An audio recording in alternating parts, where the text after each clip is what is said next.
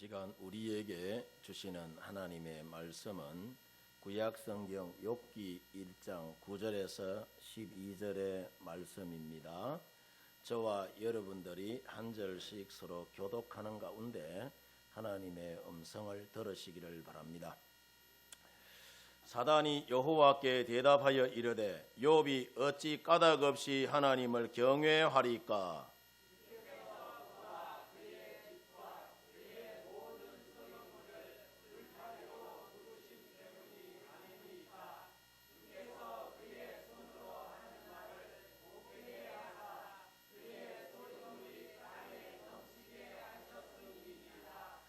이제 주의 손을 펴서 그의 모든 소유물을 치소서.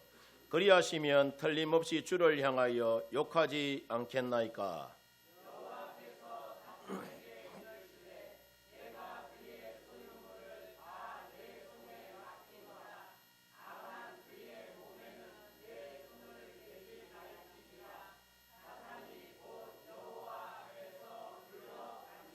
아멘. 할렐루야. 오늘도 함께 이 예배의 자리에 나오신 우리 성도 여러분들 모두에게 하나님의 크고 놀라우신 은혜와 또 사랑이 은총이 언제나 넘쳐나기를 바랍니다. 우리 앞뒤 옆 사람 여러분이 손 꼭 잡아 보면서 이렇게 인사합니다. 나는 장로님, 집사님, 권사님이 계셔서 참 행복합니다. 인사합니다. 네. 아멘. 우리 함께 그렇게 여러분 축복하면서 늘 신앙생활하는 우리 성도 여러분들 되어지기를 주의 이름으로 축원드립니다. 자, 우리가 인생을 살면서 고난을 좋아하는 사람들이 여러분 있을까요? 세상에 고난을 좋아하는 사람은 아무도 없습니다. 그렇다고 다가올 고난을 피해갈 수 있는 사람도 세상에는 아무도 없어요. 이처럼 고난은 우리 인생 가운데에 찾아왔을 때에 피해가지 못하고 맞닥뜨릴 수밖에 없는 것이 우리 인생의 고난이란 말이죠. 우리가 성경을 보면은 고난에는 몇 가지 종류가 있음을 봅니다. 먼저 타인으로 인하여 당하는 고난이 우리 가운데 있어요. 욥의 경우가 바로 이와 같은 경우인데, 요셉이죠. 요셉이 어릴 적부터 아버지 야곱이 아들 그러니까 12아들 중에 유독 그러니까 누구를 좋아했느냐 하면은 요셉을 좋아했어요.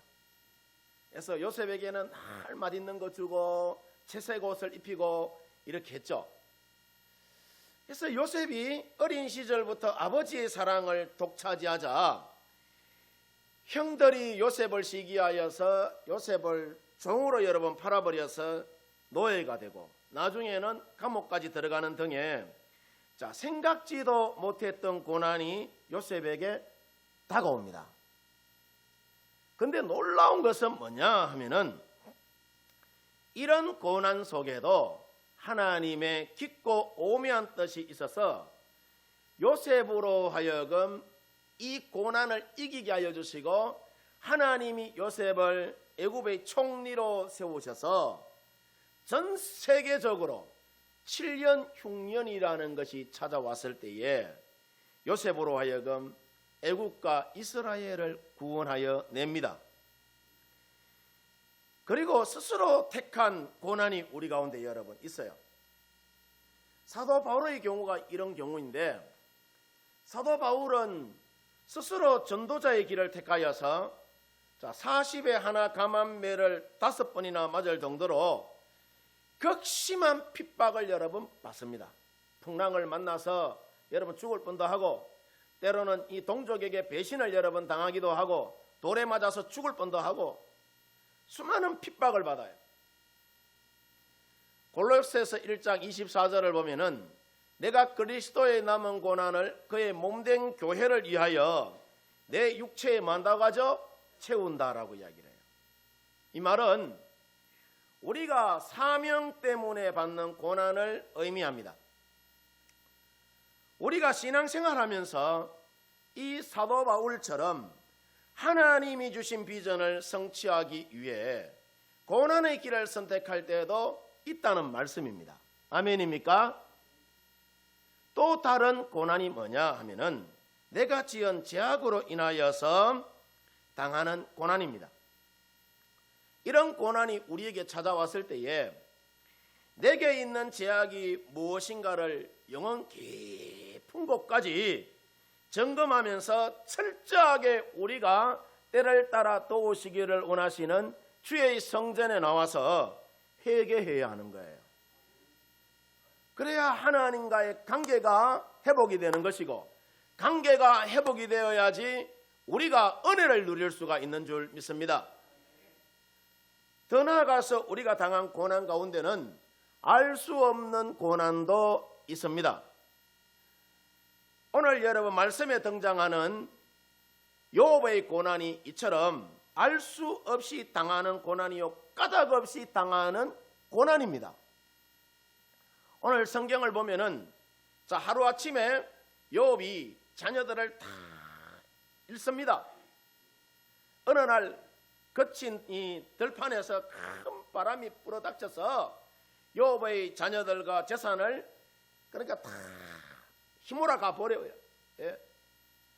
거기다가 욥이 건강까지 잃어버리고 믿었던 그 아내마저 욥의 곁을 떠나버리죠. 그리고 친구들이 와서 욥을 조롱하고 멸시까지 합니다. 이처럼 욥이 참담하고 고통스러운 것은 욥에게 닥친 고난의 이유를 욥이 모르기 때문에 더 힘들고 괴로웠던 거예요. 사실 우리가 이렇게 까닭 없이 고난을 당하면은 굉장히 너무너무 여러분 답답합니다. 내 살면서 내가 별로 잘못한 것도 없는데 까닭 없이 여러분 어느 날 내한테 고난이 훅 하고 들어오는 경우가 있잖아요. 아무리 내 자신을 돌아봐도 그 고난의 원인을 내가 모르겠어. 얼마나 여러분 마음적으로 힘든지 몰라요. 자, 그러면은 오늘 욥이 당한 고난은 정말 그러니까 우리가 살펴보면은 아무런 의미가 없는 고난이냐? 꼭 그렇지만은 여러분 않습니다. 우리가 당하는 고난에는 반드시 다 나름의 의미가 있다는 것을 우리가 알아야 해요. 그러면 우리가 당하는 고난에 그런 영적으로 봤을 때에 그 의미라는 것은 그럼 뭐냐라는 거죠. 첫 번째로 우리가 당하는 고난은 믿음에 있어서 시금석이 된다는 거예요. 내가 진짜 그러니까 이 보물이 내가 가진 보물이 이것이 진짜인지 가짜인지 알아보는 방법 중에 하나가 여러분 뭐냐 하면은 문질러 보기도 하고 내려쳐 보기도 하는 거죠. 올림픽에 나가서 이 금메달 딴 선수들이 이게 진짜인가 싶어서 깨물어 보잖아요. 이게 진짜인가 싶어서 깨물어 보잖아요. 하나님께서 우리 믿음을 시험하는 시금석 중에 하나가 바로 이 고난이라는 거라. 해서 믿음의 길을 가는 사람들이 고난을 만났을 때에 두 가지의 여러분 반응이 나타납니다. 한 가지의 반응이 뭐냐 하면은 내 인생에 고난이 왔을 때에 이럴수록 더 주님께로 가까이 가야지 하는 신앙적 반응을 보이는 사람이 있는가 하면은 또 다른 하나는 주님을 떠나버리는 불신앙적인 반응을 보이는 사람 있다 없다? 있다는 거예요. 존 버년의 철로 역정이라는 그 책을 여러분 보면은 우리 예수 믿는 사람들이 천국 가는 과정에서 겪는 수많은 고난을 소개합니다. 거기 보면은 처음에는 함께 동행하던 나약함이라는 친구가 함께 천국길을 가다가 너무나도 큰 고난이 있다면서 가는 길이 힘드니까 뭐라고 하느냐 하면은 이게 네가 말하던 하늘나라냐라고 이야기하면서 세상으로 도망가 버립니다. 그러던 중에 속물도사가 또 따라와요. 천국 가는 크리스찬에게 이 길이 아니고 이 길로 다른 길로 가야 한다고 계속해서 세속적인 길로 크리스찬을 유혹하죠. 그러자 잠깐 세속적인 길을 가던 크리스찬이 죽을 고생을 하다가 가까스로 구출을 받고 또다시 천국 길에 여러분 들어서게 여러분 됩니다. 또 한참을 가다 보니까 이번에는 게으름이라는 친구가 따라옵니다. 게으름이 따라와 사는 이야기가 이 친구야 뭘 그렇게 힘들게 가느냐, 가다가 잠도 좀 자고 놀기도 하면서 그렇게 가면 된다라고 유혹하자 크리스찬이 게으름의 그 말에 유혹을 받아서 천국 가는 길에 잠도 자기도 하고 놀기도 하다 보니까 그만 세상이 좋아서 천국 가는 것을 잃어버려요. 천국 가는 것이 그러니까 싫어져 버려요. 세상이 좋으니까 먹고 마시고 즐기고 하니까.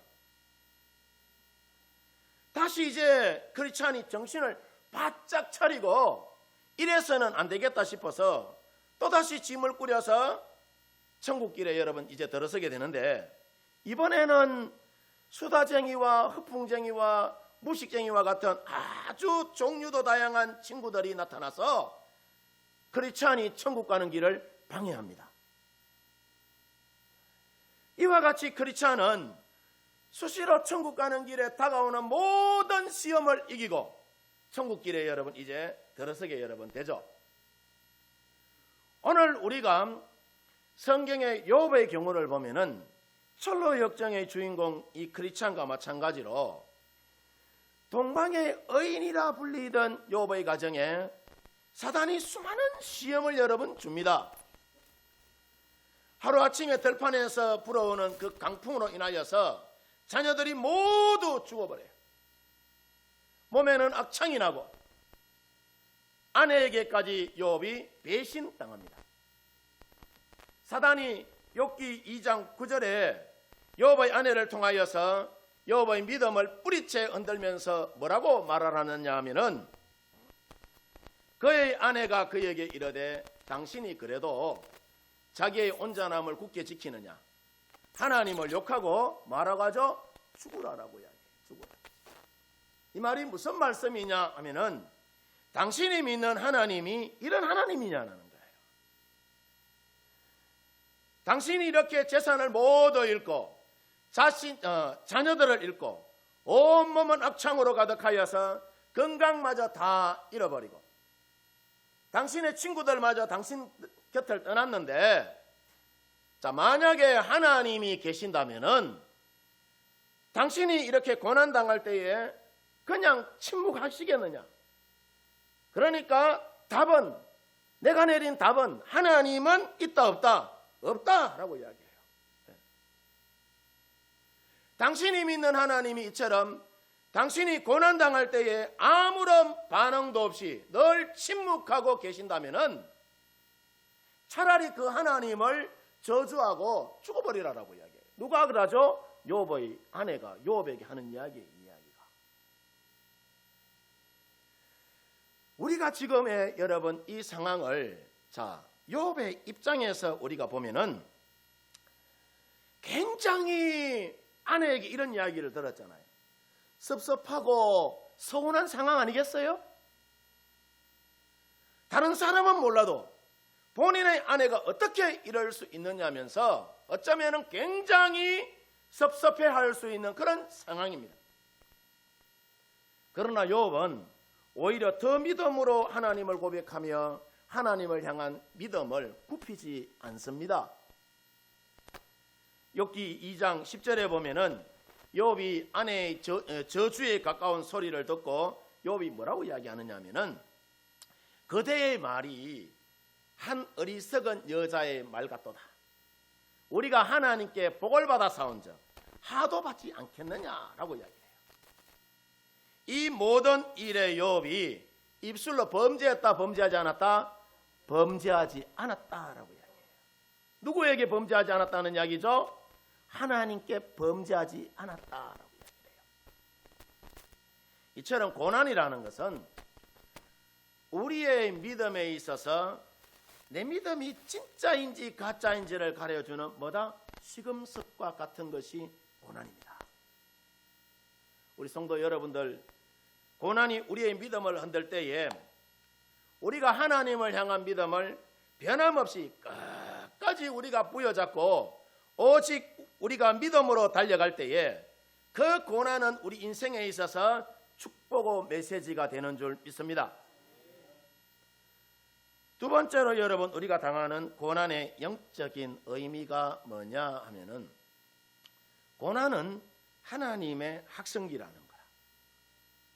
고난 앞에서 우리가 힘들어하는 이유가 뭐냐 하면은, 첫 번째로 고난은 예측할 수 없기 때문에 우리 인생이 힘든 거예요. 두 번째로 고난은 알 수 없기 때문에 힘든 거예요. 세 번째로 고난은 언제 끝날지 모르기 때문에 힘든 거예요. 네 번째로 고난이 힘든 것은 극복하기 위해서는 내가 어떤 대가를 지불해야 할지 잘 모르기 때문에 힘든 거예요. 알면은 여러분 힘 안 들겠죠? 이런 이유로 사람들이 고난 앞에서 힘들어하고 고난을 통한 힘든 여정들이 우리 인생 가운데 여러분 있지만은, 이 고난은 하나님의 학성기임을 여러분 우리가 알아야 된다는 거다. 이 고난을 통하여 하나님께서는 우리 자신을 다시 한 번 더 돌아보게 하는 거예요. 고난은 마치 이런 거예요. 응급실에 전기 충전기처럼 말이죠. 전기 충격기 있죠. 충전기가 아니라. 이 사람아 정신 차려라는 신호기와 같은 것이 바로 우리 인생에 있어서 고난이라는 거죠. 다 죽어가는 사람, 그죠? 심정지된 사람, 그죠? 응급실에 여러분 가면은 이 전기 충격기 가슴에 훅 대잖아요. 그러면 우익 하고 일어나잖아요. 다음부터 되면 우익 하고 일어나잖아요. 우리의 영혼이 메말라 갈 때에, 그죠? 우리 가운데에 고난이 여러분 있다는 것은 하나님이 우리 가운데 주시는 청신호라는 거야. 오늘 우리가 성경의 욥을 보면은 욥이 고난을 만났을 때에 어떤 신앙적 태도로 고난을 이겨냈는가를 보면은, 제일 먼저 욥은 고난 가운데서 무엇을 인정하느냐 하면은 하나님의 주권을 인정합니다. 욥기 1장 21절을 보면은, 내가 모태에서 알몸으로 나와 싸운적 또한 알몸이 그리로 돌아갈지라, 주신 이도 여호와시요 거두신 이도 여호와시오니 여호와의 이름이 뭘 받는다고 하죠? 찬송을 받는다라는 이야기를 합니다. 이 말은 고난 속에서도 욥이 하나님의 그 주권을 인정하는 믿음을 보여주는 말씀입니다. 자, 울어도 시원찮을 판인데 욥이 주신 이도 여호와시요 거두어 가신 이도 여호와시라라고 이야기하면서 하나님을 향하여서 오히려 마저 찬양합니다. 하나님의 주권을 여러분 인정해요. 이처럼 욥의 고난에 대한 태도는 철저하게 자신의 영적인 상태를 돌아보면서 회개하는 그런 신앙임을 우리가 봅니다. 욥기 13장 23절을 보면은, 나의 죄악이 얼마나 많으니까 나의 허물과 죄를 내게 알게 해달라라고 여러분 욥이 말합니다. 더 나아가 욥의 모습은 고난 속에서도 사람들의 이야기보다는 하나님께 집중하는 그런 여러분 신앙의 모습임을 우리가 봐요. 지난 우리가 이 구역예배 시간에 집중하자 그랬잖아요. 두 마음을 품지 말고 하나님께 집중하자라고 그랬잖아요. 우리 인생의 생사화복을 주장하시는 하나님께 우리가 마음을 다하고 뜻을 다하여 마음을 집중하여 나갈 때에 하나님이 우리 인생을 믿음의 선한 자리로, 축복의 선한 자리로 이끌어가 주시는 줄 믿습니다. 욥이 이렇게 엄청난 고난 속에 있을 때에 친구들이 찾아와서 별소리를 여러 번 다 합니다. 심지어는 어떤 친구는 찾아와서 욥기 20장 7절을 보면은 욥이 네가 자기 똥처럼 영원히 망할 것이다 라고 이야기를 해요. 버림받을 것이다 라고 이야기를 해요. 똥 이야기를 합니다. 그럼에도 불구하고 하나님을 향한 욥의 마음이 흔들리느냐 흔들리지 않느냐? 흔들리지가 않습니다. 왜냐하면은 욥에게는 욥기 23장 10절의 말씀처럼 내가 가는 길을 그가 아시나니 그가 나를 단련하신 후에는 내가 순금같이 된다는 믿음에 대한 뭐가 있었다? 확신이 그 속에 있었기 때문입니다. 무슨 말씀이냐면 고난 속에서 나를 향하신 하나님의 마음은 나를 단련하신 후에 순금같이 세우려는 것이 하나님의 계획이고 또 마음임을 누가 깨달은 거죠? 욥이 여러 번 깨닫는 장면이에요. 이렇게 깨달음이 있는 사람은 우리가 하나님을 향하여서 이렇게 여러 번 찬양할 수가 여러 번 있어요. 왜 나만 겪는 고난이냐고 불평하지 마세요. 고난의 뒤편에 있는 주님이 주실 축복 미리 보면서 감사하세요. 너무 견디기 힘든 지금 이 순간에도 주님이 일하고 계시잖아요. 남들은 지쳐 앉아 있을지라도 당신만은 일어서세요. 다 같이 힘을 내세요. 힘을 내세요. 주님이 손잡고 계시잖아요.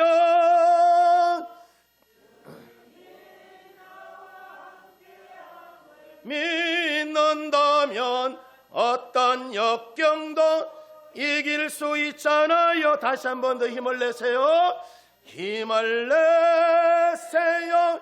힘을 내세요. 주님이 손잡고 계시잖아요. 주님 나와 함께함을 믿는다면 어떤 고난도 이길 수 있잖아요. 아멘입니까?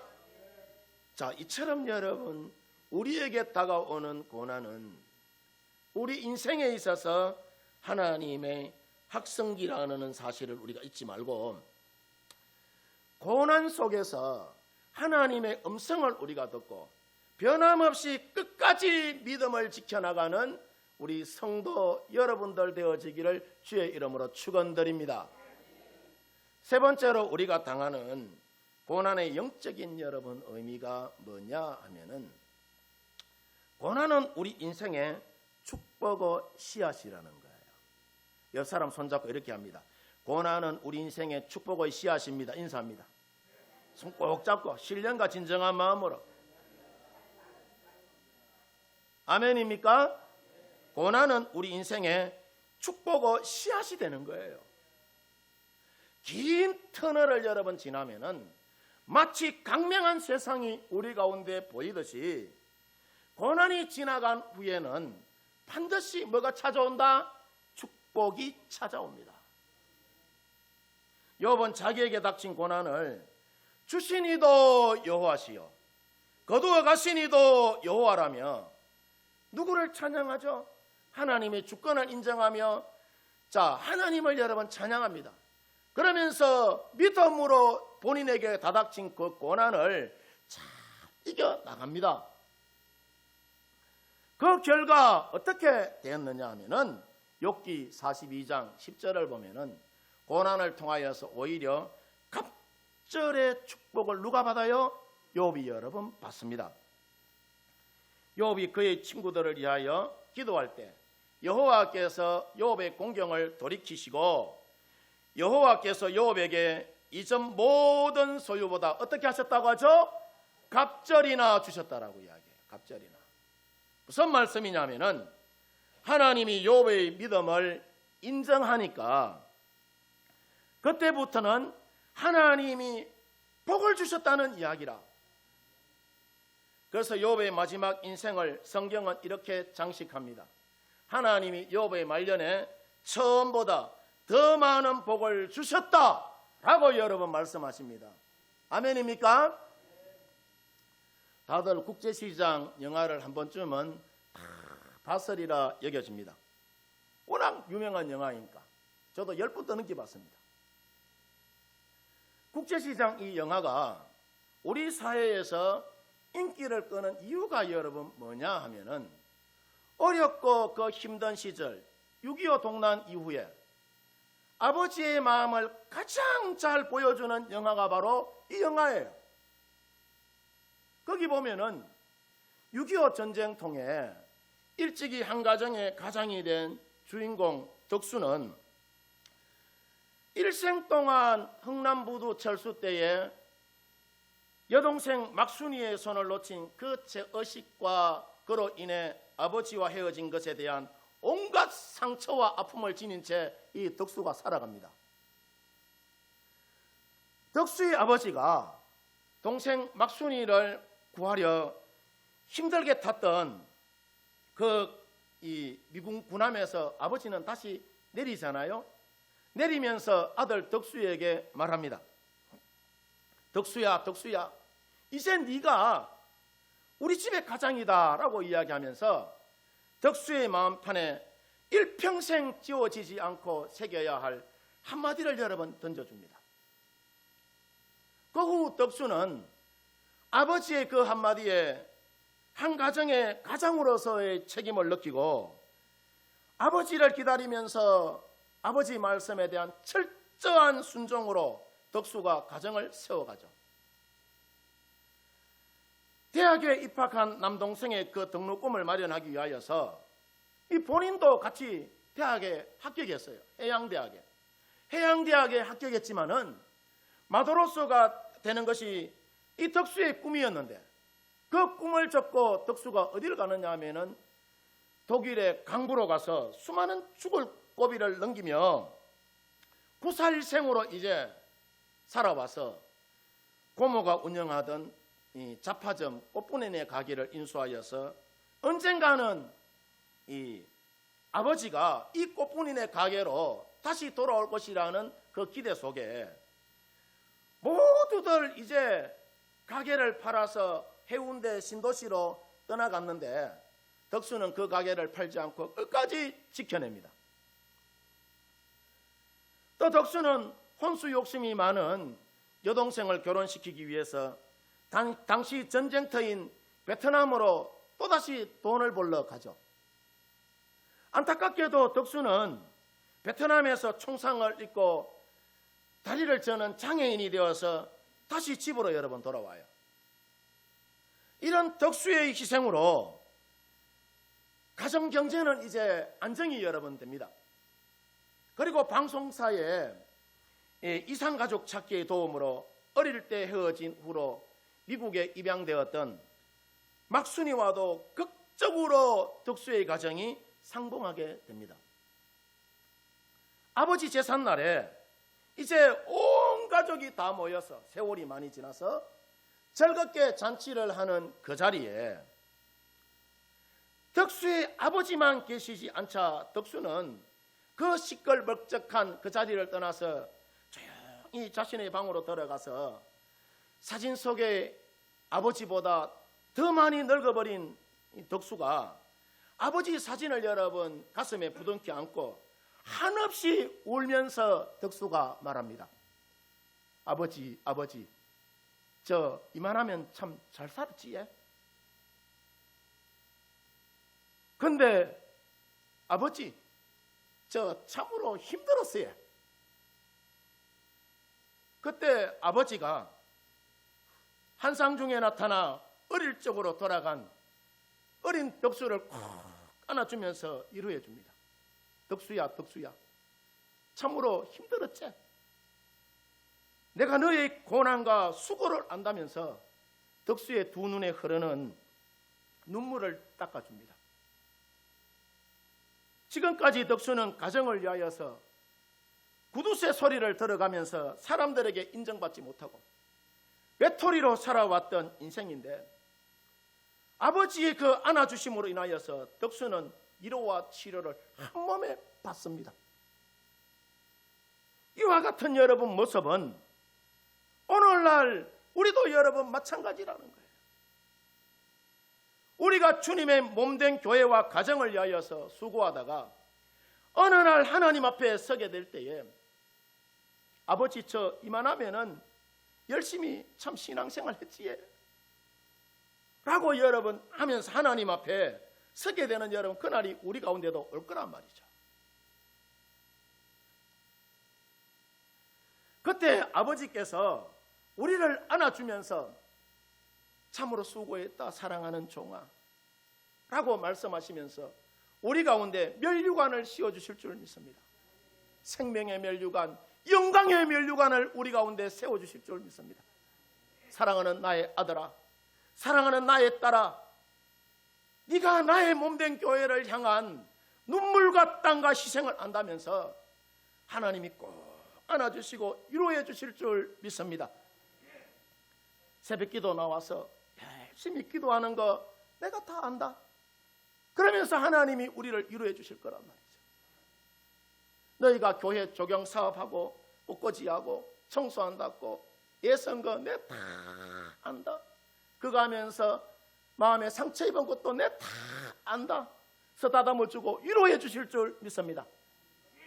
찬양대와 구역을 섬겨온 것도 하나님이 위로해 주시고, 주의 종을 도와서 교인들을 신방하며 전도한 것도 주님이 기억하여 주시고 위로해 주실 줄 믿습니다.